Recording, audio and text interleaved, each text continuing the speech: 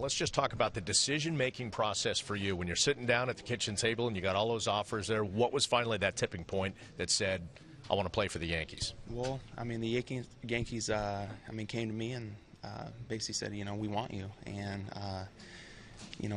with that, I felt welcomed. Talking with my agent Scott, it was an easy decision to make. They reiterated, how much they wanted me a part of the future, and definitely made me feel welcome. Now, Jacoby, obviously you talked about it on the podium.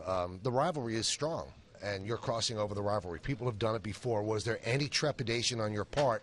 Do I want to, breach that fandom with the Red Sox? Well, like I've said, up on the podium, the Red Sox fans, they've treated me so great during my 7 years there.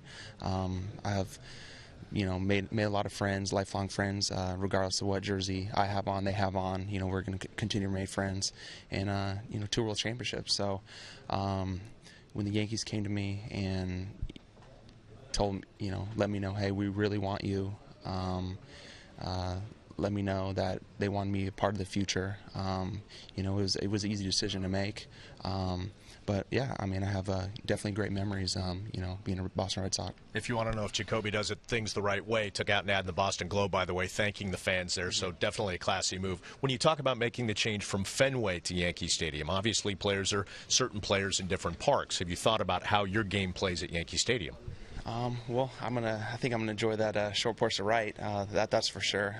That's a nice thing to have. I've always felt comfortable playing here at Yankee Stadium. And I said on the podium, yeah, it'd be nice having the Yankee fans on my side now.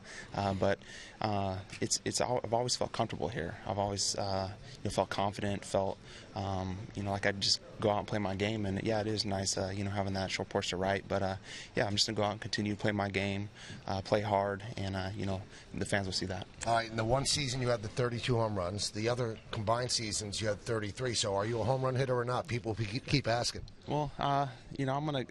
The one thing with home runs, you can't try to hit them, and if I do or don't, I try to impact the game in, all facets, with my defense, on the bases, getting extra base hits, scoring from first base and ball in the gap, just trying to help the team win in any way possible.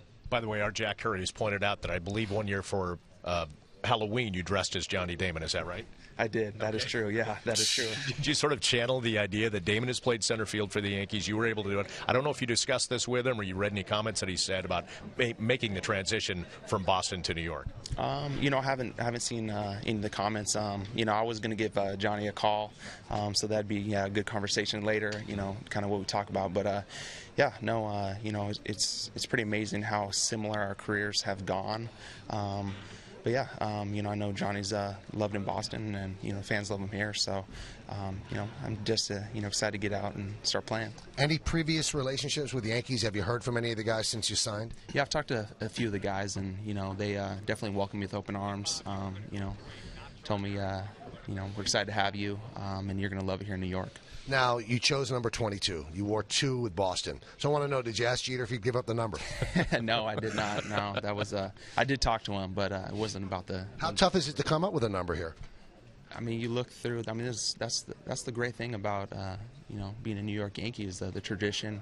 You see all the retired numbers, and yeah, it is a slim pickings, but it's that's the neat thing about it, and it was pretty easy to come up with the number. But yeah, just double 2.